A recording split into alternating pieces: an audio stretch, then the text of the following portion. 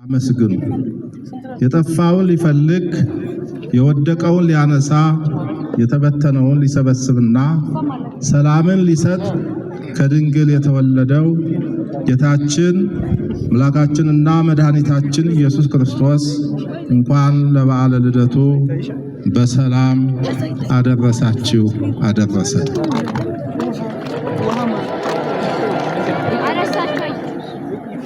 ኢየሱስ ክርስቶስን በመውደድ ፍሬ ከናፍር ሆኖ የሚቀርበው መዝሙር ዜማ ባለው ስልት ለእግዚአብሔር የሚሰዋ የምስጋና መስዋዕትና አምልኮ እንድንፈጽምበት ከመንፈስ ቅዱስ የሚሰጠን ጸጋ ነው።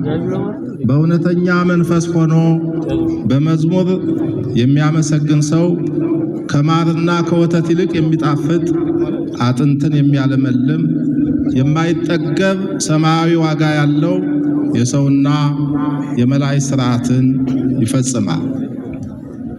ልበ አምላክ ዳዊት ሰብሕዎ ለእግዚአብሔር እስመ ሰናይ መዝሙር እግዚአብሔርን አመስግኑት መዝሙር መልካም ነውና ብሎ እንዳመሰገነ የቤተ ክርስቲያን እንዚራ ዘውገ ሱራፌል ቅዱስ ያሬድም ሰሚዓ መዝሙር ወትረ አዳም ወትእዛዛቲሁ ስሙር እምወይን መዝሙር ዘወትር ሊሰሙት የሚያስደስት ሥርዓቱንም ከወይን ይልቅ የሚያረካ ነው በማለት በድጓው እንደገለጸው መዝሙር አእምሮን የሚያበራ ትምህርት፣ ልብን ደስ የሚያሰኝ ምክር፣ ነፍስና ሥጋን የሚፈውስ መድኃኒት፣ እግዚአብሔርን ደስ የሚያሰኝ አምልኮ ይቀርብበታል።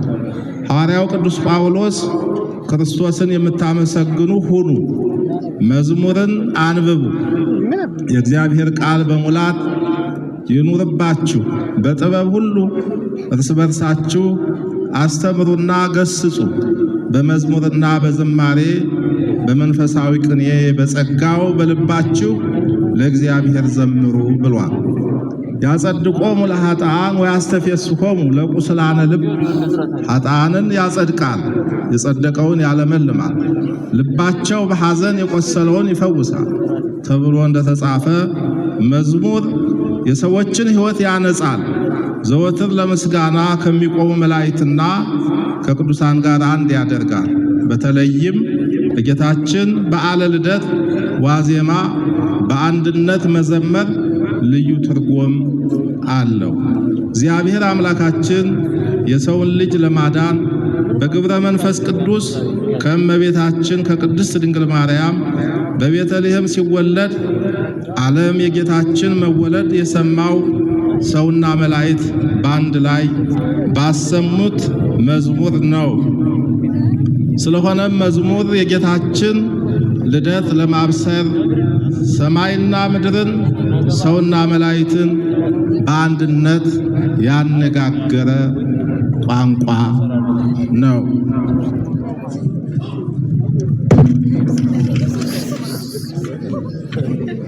የጌታችን ልደት ምሳሌ የሌለው በአምላካዊ ጥበብ የተፈጸመ ዓለምን ሁሉ ያስገረመ አምላክ ለሰው ልጅ ያለውን ፍቅርና ክብር ያረጋገጠ በእምነትም በታሪክም የተመዘገበ ነገሥታትንና ጠቢባንን ከመላው ዓለም ያሰባሰበ ከዋክብትና እንስሳትን ያቀራረበ መላእክትን በሰው ቋንቋ ያናገረ ምድራውያን ሰዎችን ሰማያዊ ምስጋና ያሰማ ድንቅ ክስተት ነው።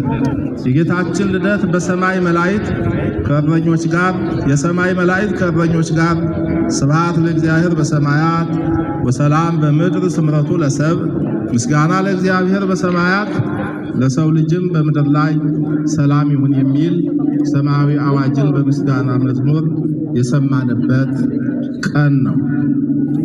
ይህ ድምፅ የሰላምና የህብረት መልእክት ያለው በይዘቱም ላይ ወሰላም በምድር በማለት ሰላምን ለሰው ልጅ ያወጀ አምላካዊ ጥሪ ነው።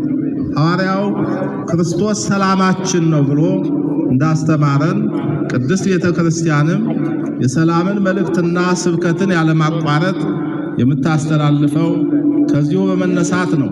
በመሆኑም በዓለ ልደትን ስናከብር ከአምላካችን የተሰጠንን ሁለንተናዊ ሰላም ለመጠበቅና ለማስጠበቅ ለሰላም መጽናት ከግለሰብ እስከ አቋም እስከ ተቋም የሚጠበቅብንን በማድረግ ነው። ቅድስት ቤተ ክርስቲያናችን ከጥንት ጀምሮ በቅዱስ ያሬድ ዜማ በሊቃውንት ድርሰት በዓለ ልደትን ከዋዜማው በመነሳት ሌሊቱን በቅኔ ማህሌትና በሥርዓተ ቅዳሴ ሐዋርያዊ ትውፊትን ጠብቃ በዝማሬ ስታከብር ኖራለች። ዛሬም እያከበረች ትገኛለች። ይህንኑ ፍጹም መንፈሳዊ ሆነ የተቀደሰ ትውፊት መሰረት በማድረግ በጌታችን ልደት በዓል ምዕመናን በተለይም ወጣቶች በአንድ በኩል ከመንፈሳዊ ሥርዓት ውጭ ባልባሌ ቦታዎች ቀኑንና ሌሊቱን እንዳያሳልፉ መዝሙራትን አጥንተው ከዋክብት ብርሃንን ሆነው የጌታችንን ልደት በምስጋና ለመቀበል መሰባሰባቸው የሚያስመሰግንና በረከትን የሚያሰጥ የተቀደሰ ተግባር ነው። በሌላ በኩል ደግሞ ያሳመርን ወይም ያሸበረቅን መስሎን ከያሬዳዊ ዜማ ትውፊታችን ከቀኖናዊ የበዓላት አከባበር ሥርዓታችን ከክርስቲያናዊ አለባበስና አኗኗራችን ከመንፈሳዊ ማንነታችን እንዳንወጣ ማንም እንደፈለገው የቤተ ክርስቲያንን ማዕከላዊና ቀኖናዊ አሰራር ባልጠበቀ መንገድ የራሱ ቀኖና ፈጣሪ እንዳይሆን ልንጠነቀቅ ይገባል።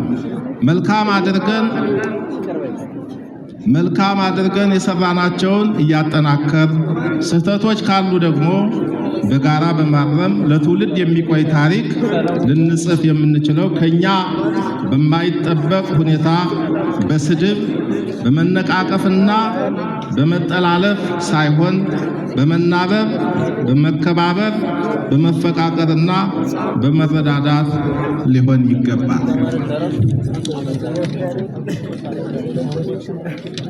የሰለጠኑ ማህበረሰቦችና የእምነት ሰዎች በተለይም ክርስቲያኖች ችግሮችን የሚፈቱበት መንገድ ሰውን በሚያረክስ ስድብ በጠብና በጥላቻ ሳይሆን ፍቅርንና አንድነትን የሚያጸና ውይይትና መደማመጥ ይልቁንም እንዲህ አይነቱን የምስጋና ሥርዓት የሰላምና የአንድነት በዓል ስናከብር ፍጹም መንፈሳዊነትን ተላብሶ ልብን በቃለ እግዚአብሔር መልቶ ከአለባበስ ጀምሮ የቤተ ክርስቲያንን ሥርዓት ጠብቆ በሃይማኖትና በምግባር ከብሮ ሲፈጸም ደስታው በምድር ብቻ ሳይሆን በሰማይም ይሆናል። ለምስጋና እና ለአምልኮ መሰባሰብ በረከትን ያስገኛል። የሕዝብን አንድነት ያጠናክራል። በሰዎች መካከል ፍቅርና መከባበር እንዲኖር ያበረታታል። ወጣቶችንም የጥበብ ሁሉ መጀመሪያ በሆነው ፈሪሃ እግዚአብሔር እንዲታነጹ ሀገራቸውንና ሃይማኖታቸውን እንዲወዱ ታላላቆቻቸውንና አባቶቻቸውን እንዲያከብሩ ከክፉ እንዲርቁ የእግዚአብሔርና የሰው ፍቅር እንዲኖራቸው ያደርጋል። ስለዚህ በሁሉም የሕይወታችን ምዕራፍ እውነተኛ መንፈሳዊነትን፣ ስነ ምግባርንና ሚዛናዊነትን ልንከተል ይገባናል። በሶሻል ሚዲያ አጠቃቀም በመንፈሳዊና በማህበራዊ ግንኙነታችን ሁሉ ከልዩነትና ከጥላቻ በመራቅ ለቀጣዩ ትውልድ መልካም ታሪክን እንድናስረክብ ቆም ብለን በማሰብና በማስተዋል ልንመላለስ ያስፈልጋል።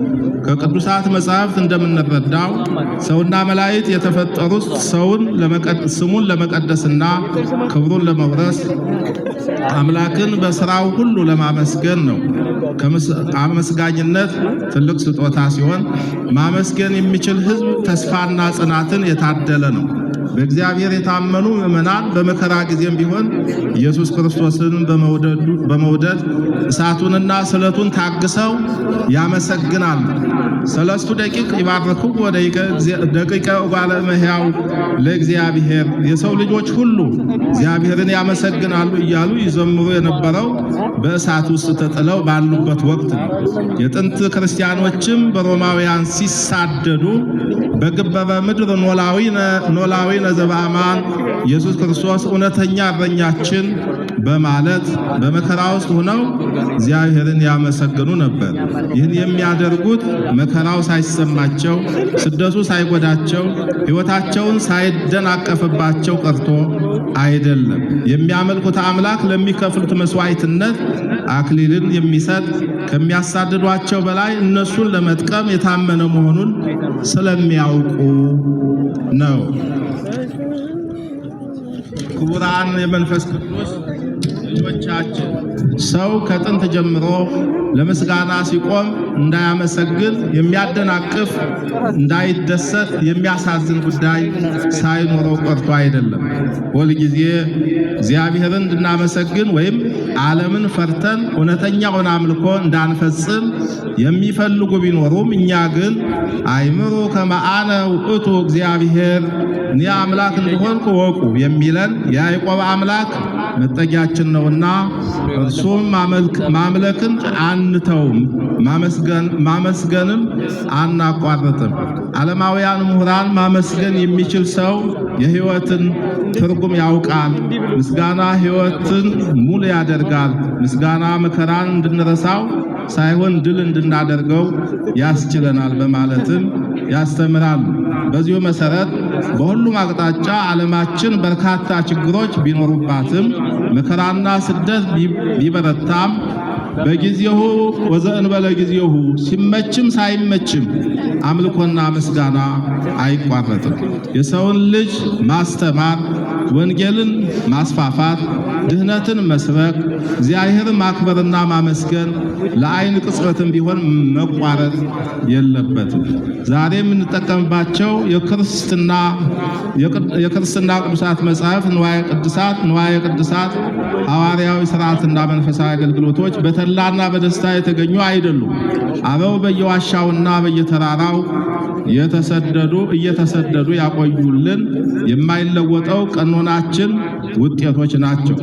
በአብሮነት መዘመር በፍቅርና የአንድነት ቋንቋ ስለሆነ ቤተክርስቲያንና ሀገር ከዚህ ሃይማኖታዊ ምስጋና ማዕበል የወጣቶችን መልካም ስብዕና ለማነጽ፣ ሰላምና አንድነትን ለማጽናት፣ ትውፊትን ለመጠበቅ ብዙ እንዳተረፍን እንገነዘባለን። በመሆኑም ይህ ደማቅ የምስጋና ቀለም ጽድቅንና ቅድስናን የሚጽፍ ሀገርንና ሕዝብን አንድ የሚያደርግ ድህነትና ስንፍናን የሚያደርግ ሊሆን ይገባዋል። ይህ እንደ ከዋክብተ ሰማይ የደመቀ የምስጋና ውበት የቅድስት ቤተክርስቲያናችንን ትውፊትና ስርዓት ጠብቆ ለትውልድ እንዲተላለፍ የሁላችንም ልዩ ትኩረት ያስፈልገዋል። ወጣቶች ከቤተክርስቲያናችሁ ማዕቀፍ ሳትወጡ የአባቶቻችሁን ድምፅ በመስማት ስርዓትንና ቀኖና በማክበር ፍጹም የሆነ የቅድስና አገልግሎትን ማበርከት ይገባቸዋል። በምስጋና ለመቆም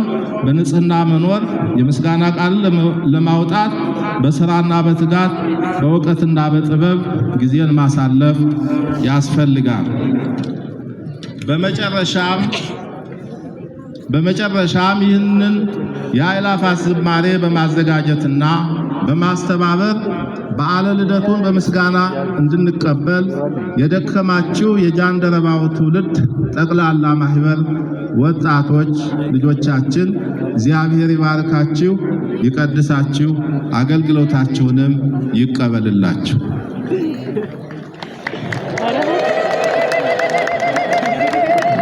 መርሃ ግብሩን በሰላም እንድናከናውን ተገቢውን የተቃና አስተዳደራዊና የጸጥታ ድጋፍ ያደረጋችሁ የአዲስ አበባ ከተማ መስተዳድር ከንቲባ ጽሕፈት ቤት እንዲሁም በየደረጃው ያላችሁ ሁላችሁንም የመንግስት አካላት ለተቃና ትብብራችሁ በቅድስት ቤተክርስቲያናችን ስም ከልብ እናመሰግናለን። ሁላችሁም አንድ ጊዜ ምስጋና አቅርቡላችሁ። በዚህ መንፈሳዊ መርሃ ግብር የተሳተፋችሁ ሁላችሁም የመንፈስ ቅዱስ ልጆቻችን ኦርቶዶክሳውያን አምላካችን እኛን ለማዳን ራሱን ዝቅ በማድረግ ለአምላካዊ ባህሪው ይቅርና ለሰብአዊ ባህሪው እንኳን በማይመጥነው ወለ እንስሳ እንደተወለደ እኛም ሃይማኖታችንን ለመጠበቅ ወገኖቻችንን ለመርዳት አገራችን ኢትዮጵያን ለማልማት የምንተጋ ትሕትናን የተላበስ በሥራ የበረታ እንድንሆን የልዑል እግዚአብሔር ቸርነት ከሁላችን ጋር ይሁን። ሁላችንም እግዚአብሔር ይባርከን ይቀድሰን፣ አሜን። በዓሉን የሰላም የፍቅር የደስታና የአንድነት በዓል ያድርግልን። እግዚአብሔር ከሁላችን ጋር ይሁን።